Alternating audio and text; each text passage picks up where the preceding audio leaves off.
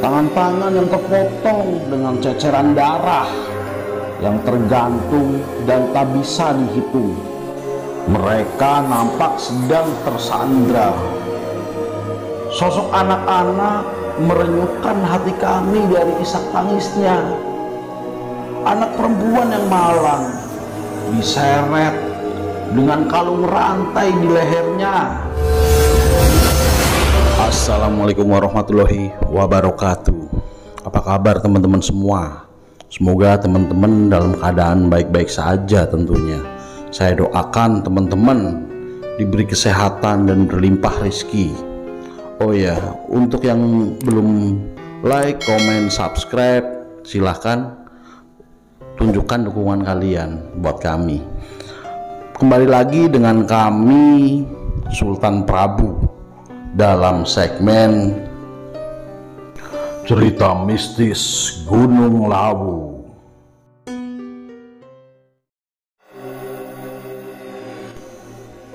Suara langkah kuda dibarengi kemerincing lonceng kereta terdengar samar-samar. Wangi, baunya sangat wangi, harum bunga melati. Tiupan angin kencang datang menerpa tenda kami. Tetap tenang kawan, ucapku pada semua.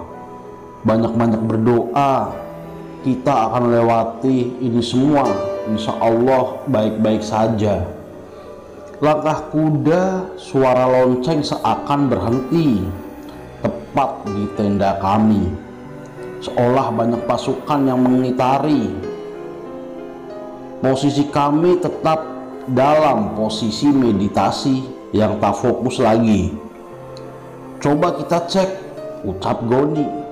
Tidak usah, jawab nada yang jelas dilontarkan oleh Watno. Hembusan angin membawa serta rasa dingin dari posisi Watno yang merebahkan tubuhnya berganti menjadi posisi sembah sungkem. Tanda sopan santun ditunjukkan, entah apa yang membuatnya seperti itu. Ikuti aku, ucap Watno dengan tegas pada kami. Kami pun memposisikan seperti apa yang Watno posisikan, sembah sungkem. Harum melati itu semakin pekat. Konon Kanjeng Ibu Ratu pada saat itu datang menemui Watno dan memberi wejangan yang kami kurang tahu. Semua mulai mereda. Dari keadaan yang mencekam, semua mulai tenang. Tanda akan baik-baik saja. Kanjeng Ibu Ratu menitipkan pesan pada Watno yang hanya sedikit sekali Watno ceritakan. Konon Ibu Ratu memberi beberapa penjaga di depan tenda dan macan besar yang akan ikut serta menjaga. Ibu Ratu membenci para pelaku pesugihan. Tak seperti mitos di luar sana, seperti yang digembar-gemborkan.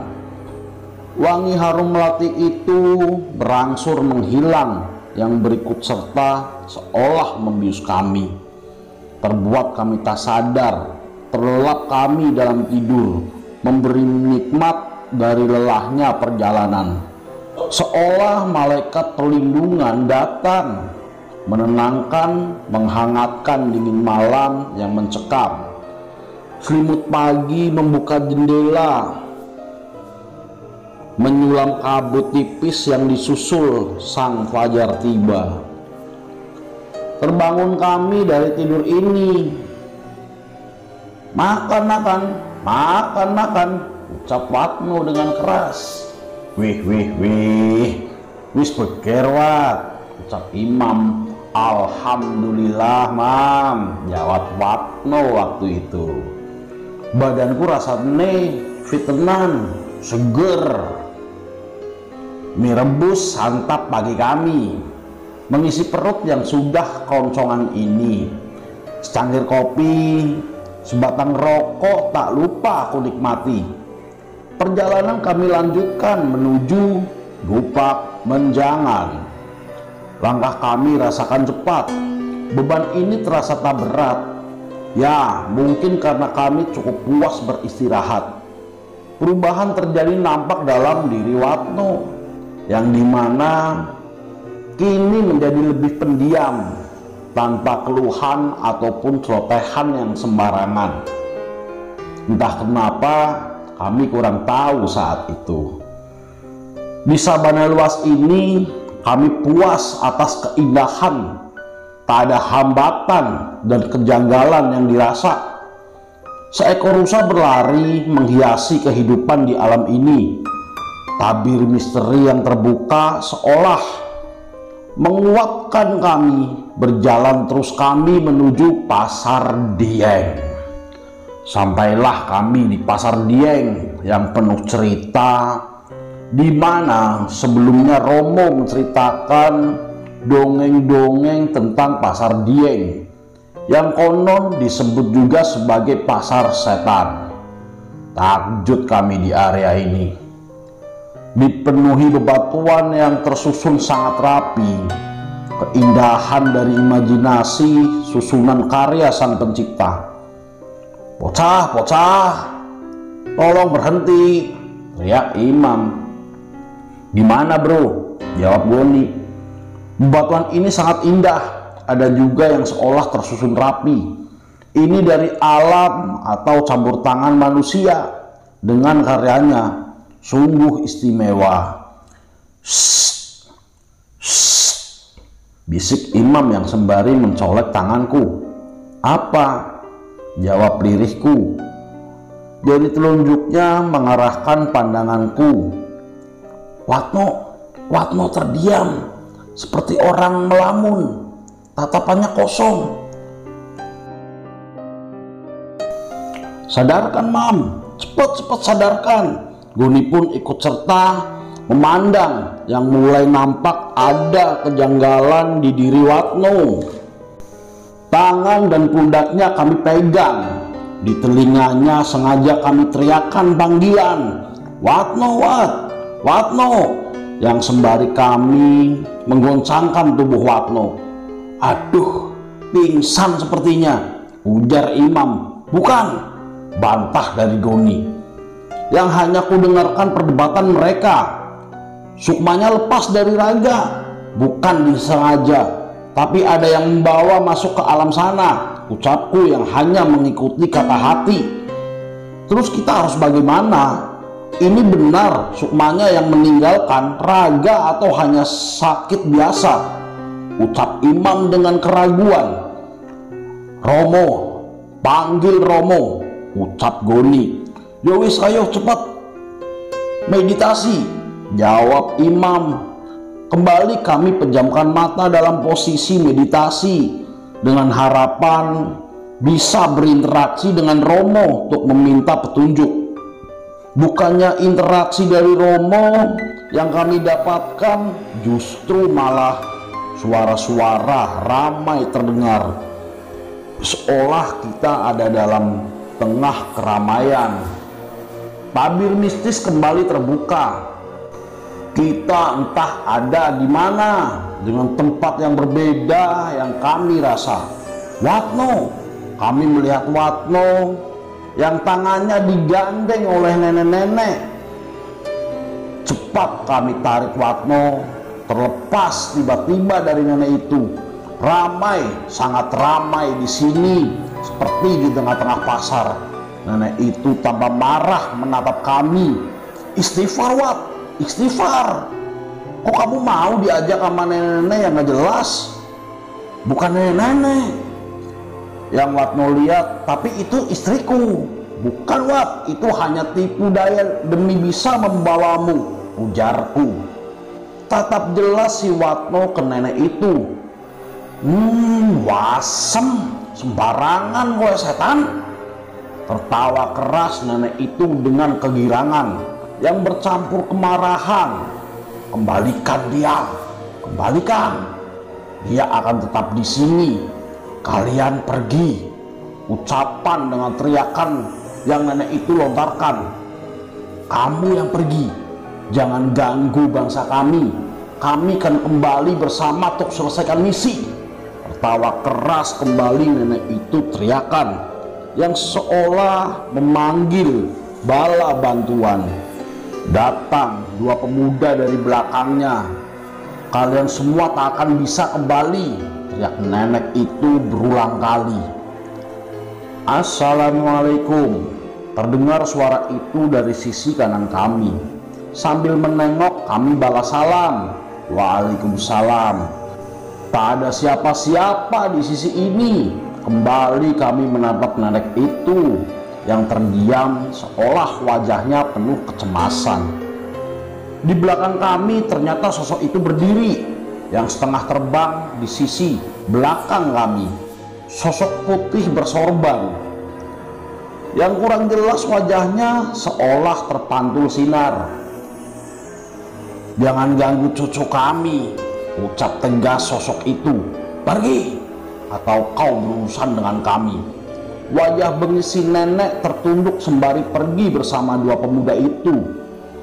Matur suwun eyang, ucapku yang tak sadar entah kemana sosok itu pergi. Sudahlah, ada keburukan pasti ada juga kebaikan, ujarku dalam hati. Seperti di pasar kita ini. Benar apa yang diceritakan Romo. Setelah ini mimpi, entah ini mimpi atau ilusi, tapi jelas kami alami. Perjalanan kami langkahkan kaki untuk mencari jalan kembali dari pasar ini. Coba kita beli di pasar ini, ucap Goni. Jangan, tolak keras jawaban Watno. Bali bae, cepat bali. Pulang saja, cepat pulang, ucap Watno sembari memohon. Iya Wat, iya, jawab kami. Baru melangkah beberapa langkah, kami disuguhkan dengan pemandangan rombongan yang berbaris dan berjalan. Tangannya terikat, kakinya terikat, yang sembari membawa bongkahan kayu yang diangkat.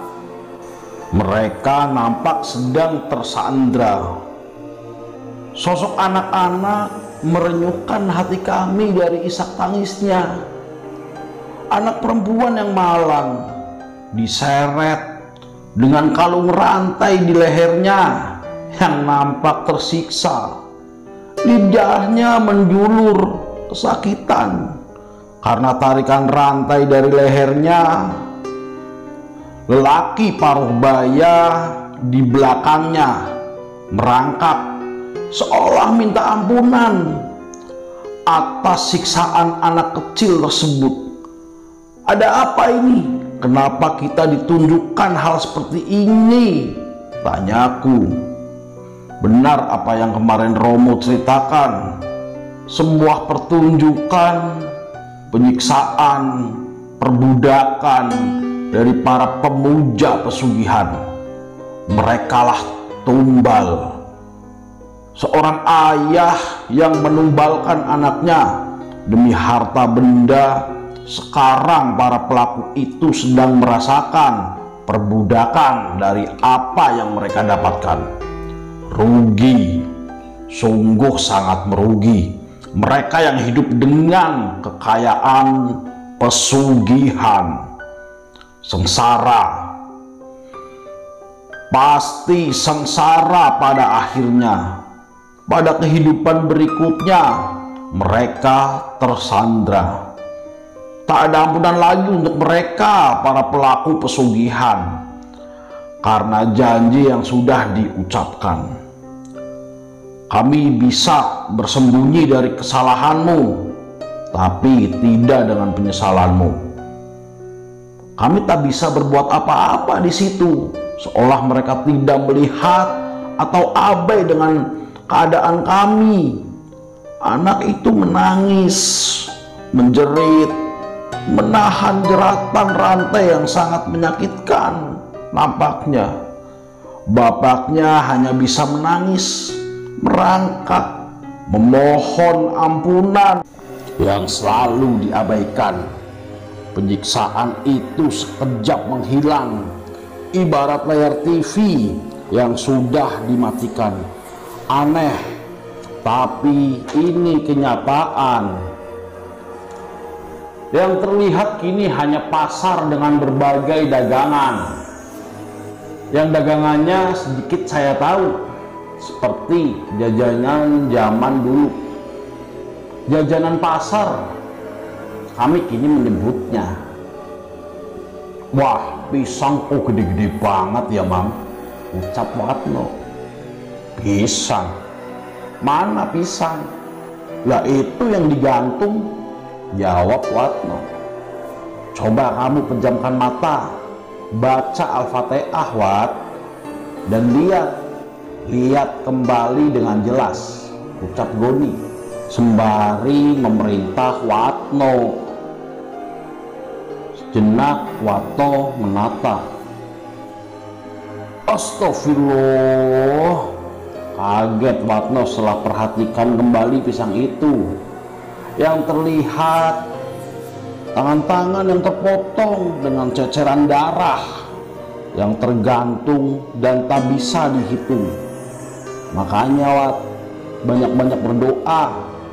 Coba lihat dagangan-dagangan itu, bisa jadi dari bangkai-bangkai yang membusuk, entah dari manusia atau dari pesajen, bahkan bisa juga jasad para pelaku pesugihan yang terpotong-potong, ucap Imam memberikan wejangan yang entah benar atau hanya karangan dari sebuah khayalan saja.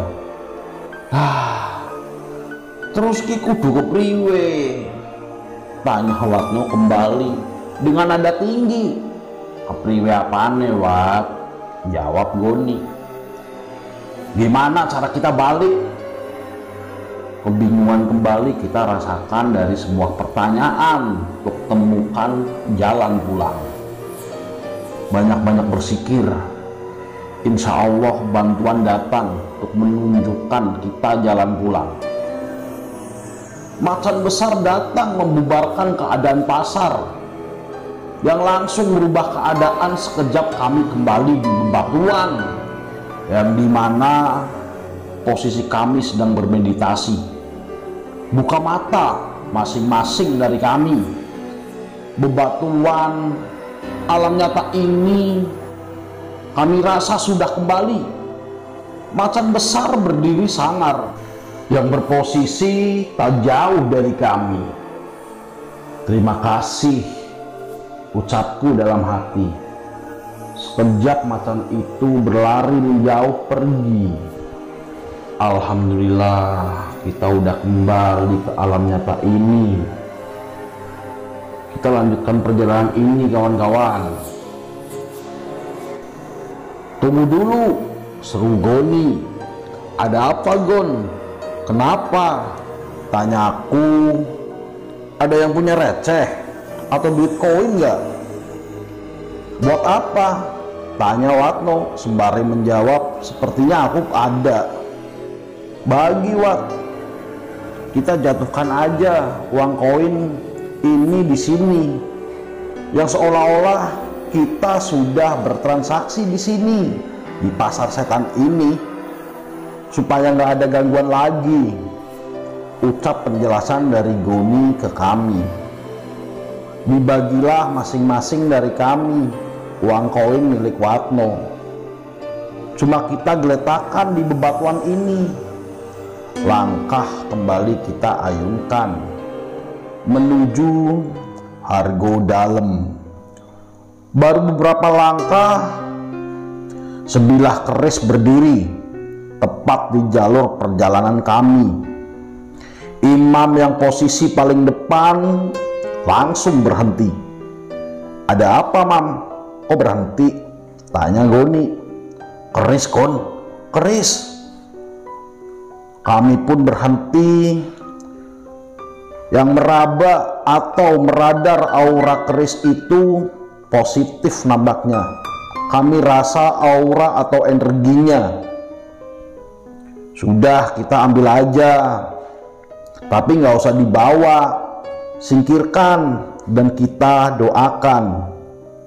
Jangan mengambil apapun dan membawa pulang apapun yang bukan milik kita. Itu pesan dari Romo yang kami ingat. Ya, mungkin juga bisa menjadi pesan untuk semua. Perjalanan kami lanjutkan setelah itu menuju Hargo Dalem. Yang tak jauh lagi, aku dipenuhi rasa penasaran yang dirasa bercampur kecemasan. Karena sebelumnya Romo berpesan, di Hargo Dalem kamu bakal tahu sesuatu, entah apa. Tanpa penjelasan ucapnya, Hargo Dalem. Sesampainya di Hargo Dalem, suara itu terdengar jelas. Raden Bagus, Raden Bagus.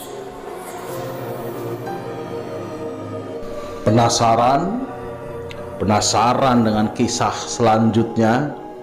Tunggu di part berikutnya. Untuk teman-teman jangan lupa komen, like, subscribe, dan tekan tombol loncengnya. Terima kasih. Assalamualaikum warahmatullahi wabarakatuh.